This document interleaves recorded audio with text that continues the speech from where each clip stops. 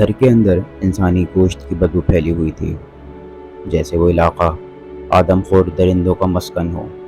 اور پھر ایک دن آپ دیکھ رہے ہیں ہمارے چینل ڈیجیٹل کتب خانہ۔ آئیے بڑھتے ہیں کہانی کی طرف۔ چیتا چالاکی اور مکاری میں جنگل کے تمام درندوں میں سب سے آگے ہے۔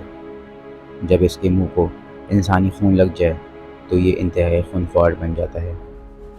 دن دہاڑے راہ چلتے لوگوں کو دیدہ دلیری سے اٹھا لے جانا اس کے لیے معمولی بات ہے۔ جس آدم خور چیتے کا ذکر میں کر رہا ہوں، اس نے جبل پور گاؤں میں تباہی مچا رکھی تھی۔ جبل پور اور راج گڑھ کے درمیان 250 میل کے علاقے میں خوف و ہراس پھیلا ہوا تھا۔ ایک سرکاری ریکارڈ کے مطابق اس آدم خور چیتے نے تقریباً 42 انسانی جانیں ضائع کر دی تھیں۔ آس پاس کے گاؤں کے لوگ خوفزدہ تھے اور شام ہوتے ہی گھروں کے دروازے اور کھڑکیاں بند کر لیتے تھے کہ کہیں چیتا دروازے یا کھڑکی کے راستے سے اندر نہ آ جائے۔ چیتے کی ہر روز کی وارداتوں سے لوگ بے حد محتاط ہو گئے تھے اور چیتے کے لیے خوراک کا مسئلہ مشکل سے مشکل تر ہوتا جا رہا تھا۔ چنانچہ اب اس نے بجائے جنگل میں کسی اکا دکا مسافر کو لقمہ بنانے کے بجائے کھلم کھلا گاؤں پر حملے شروع کر دیے تھے۔ ہوتے ہوتے نوبت یہاں تک پہنچی کہ وہ مکانوں اور جھوپڑیوں کی دیواریں پھاند کر لوگوں کو اٹھا کر لے جانے لگا۔ لوگ چیختے چلاتے رہ جاتے اور وہ اپنا شکا کر اٹھا لے جاتا۔ ایک دفعہ وہ ایک جھوپڑے کی چھت پر پھاڑ کر اندر داخل ہوا اور 4 آدمی کو ہلاک کر ایک آدمی کو اٹھا کر لے گیا۔ اس علاقے کے مجسٹریٹ نے بذریعہ تار مجھے بلایا تاکہ میں اس خون خوار چیتے سے لوگوں کی نجات دلواؤں۔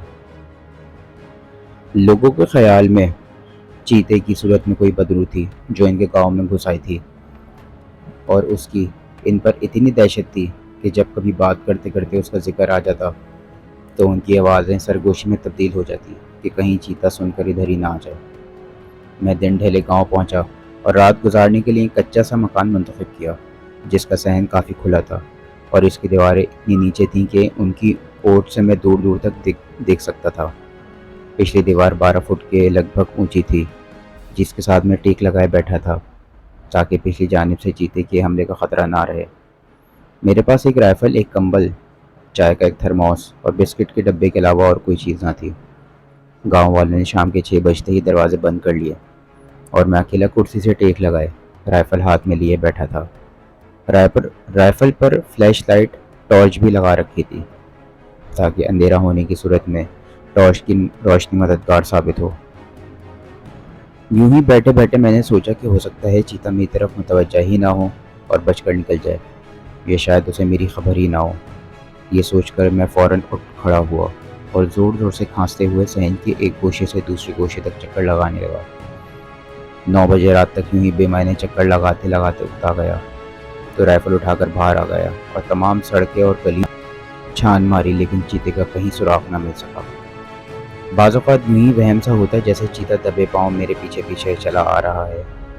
چلتے چلتے میں ایک دم پلٹ کر دیکھتا مگر وہاں کچھ بھی نہ ہوتا۔ اب مجھے اپنی بے وقوفی کا احساس ہوا۔ میں نے سوچا کہ چیتا یہیں کہیں کسی گلی میں ہو اور جو ہی میں وہاں پہنچوں مجھے آ دبوچے۔ یہ خیال آتے ہی میں فوراً پلٹا اور تیز تیز چلتا ہوا واپس مکان میں آ گیا۔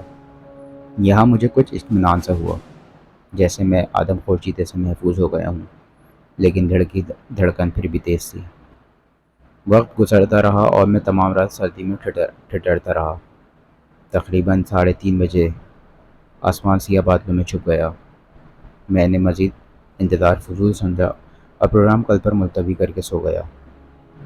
دوسرے دن میں نے وہ جھوپڑا چنا، اس جھوپڑے کے نزدیک جہاں 4 روز پہلے چیتے نے چھت پھاڑ کر 4 آدمیوں کو ہلاک کر دیا تھا۔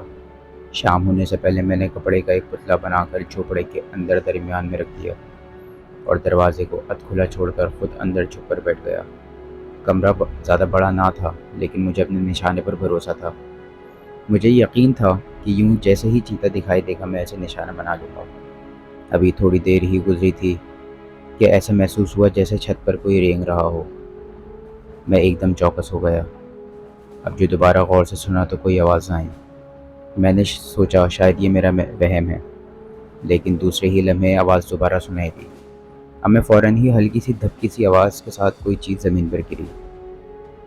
میں نے ٹارچ روشن کی اور اس کی تیز روشنی ایک موٹے تازے چوہے پر پڑی جو روشنی سے گھبرا کر بھاگے جا رہا تھا۔ ٹارچ بجھا کر میں نے اطمینان کا سانس لیا۔ پچھلی رات کی طرح یہ رات بھی انتظار میں گزر گئی اور چیتا نہ آیا۔ تمام دن سو کر رات بھر کی تھکن دور کی اور تیسری رات بھی وہی ترکیب دہرائی۔ کپڑے کا پتلا دروازے میں درمیان میں رکھ کر خود کمرے میں چھپ کر بیٹھ گیا۔ ابھی تھوڑی ہی دیر گزری تھی کہ بارش کے ساتھ ساتھ تیز ہوا چلنی شروع ہو گئی۔ میری امید ایک بار پھر خاک میں ملتی ہوئی نظر آئیں، کیونکہ یہ صاف نظر آ رہا تھا کہ چیتا اس شدید طوفان میں باہر نہ آ جائے۔ چنانچہ میں کچھ لاپرواہ سا ہو گیا اور مجھ پر ہلکی ہلکی غنودگی آنے لگی۔ اب مجھے یہ یاد نہیں کہ میں کب سویا اور کتنی دیر سویا۔ اچانک آنکھ کھلی تو یوں محسوس ہوا جیسے کچھ ہو چکا ہے یا کچھ ہونے والا ہے۔ بارش رک چکی تھی۔ تاروں کی روشنی میں ادھ کھلے دروازے میں پتلا ویسے ہی کھڑا تھا، لیکن دوسرے ہی لمحے میں نے دیکھا کہ پتلا حرکت کر رہا ہے۔ ایسا لگتا ہے جیسے کوئی پچھلی طرف سے اسے آہستہ آہستہ کھینچ رہا ہے، اور پھر میرے دیکھتے ہی دیکھتے وہ اچانک غائب ہو گیا۔ میں نے اندازہ لگایا کہ ہو نہ ہو یہ حرکت اسی آدم خور چیتے کی ہے، وہی انسان کے دھوکے میں پتلا اٹھا کر لے جانے آیا تھا۔ میں یہ سوچ ہی رہا تھا کہ چیتے کی غراہٹ سنائی دی۔ غالباً وہ جان چکا تھا کہ اس نے دھوکہ کھایا ہے۔ منہ چھل کر کھڑا ہو گیا اور ٹارچ روشن کر کے باہر کی طرف بھاگا۔ چند قدم پرے پتلا زمین پر پڑا ہوا تھا۔ میں نے صحن کے چاروں کونے ٹارچ کی روشنی میں دیکھ لی، لیکن کچھ بھی نظر نہ آیا۔ فوراً باہر کی طرف لپکا، تمام گلیاں دیکھ ڈالیں، حتیٰ کہ مکانوں اور جھونپڑوں کی چھتوں تک چھان ماری، لیکن چیتا جس پراسرار طریقے سے آیا تھا اسی طرح غائب ہو گیا۔ اگلے روز کافی سوچ بچار کے بعد میں نے دوسرے گاؤں راج گڑھ جانے کا فیصلہ کیا۔ مجھے معلوم تھا کہ اب چیتا اس طرف کا رخ کرے گا، کیونکہ وہ مجھے یہاں دیکھ چکا ہے اور اب دوسرے گاؤں میں واردات کرے گا۔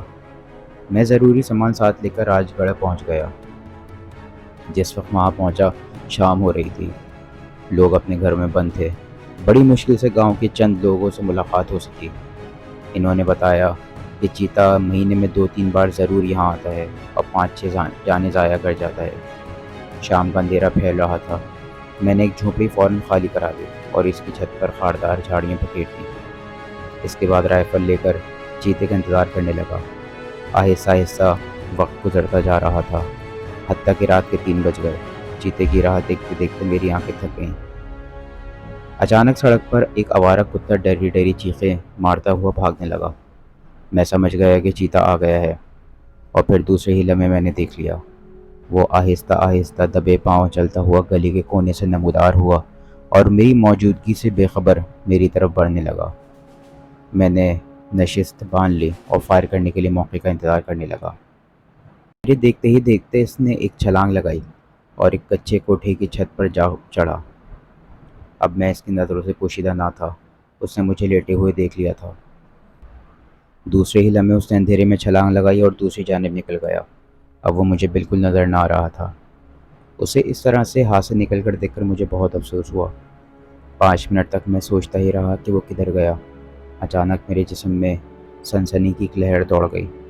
مجھے خیال ہی نہ رہا کہ اس نے مجھے دیکھ لیا ہے اور اب وہ میرے سامنے آنے لگا، بلکہ مجھ پر پچھلی طرف سے حملہ آور ہوگا۔ یہ خیال آتے ہی بجلی کی سی تیزی سے گھوم گئے، لیکن ابھی سیدھا ہی ہوا تھا کہ اس نے زور کی چھلانگ لگائی۔ بس مجھے اتنا یاد ہے کہ ایک سیاہ سی چیز مجھ پر جھپٹی تھی۔